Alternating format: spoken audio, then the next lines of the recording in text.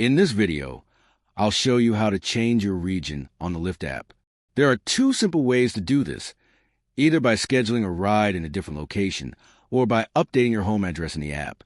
By default, your region is determined by your current or saved locations, but you can easily change it manually. First, let's start with scheduling a ride. Open the Lyft app, tap Schedule Ride, then tap Start to enter a pickup location. For example, you can enter Vancouver International Airport as your starting point, then choose a destination within Vancouver, like a hotel. Once selected, your region will update to that area based on your ride details.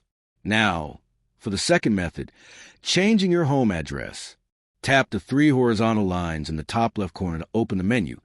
Scroll down and tap Settings, then select Home at the top of the screen.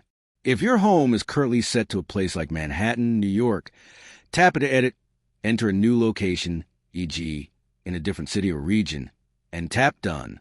Your default region on Lyft will now reflect this new location. And that's how you change your region on Lyft. Easy and straightforward. I hope this video helped you out. Please leave a like, consider subscribing, and I'll see you in the next one.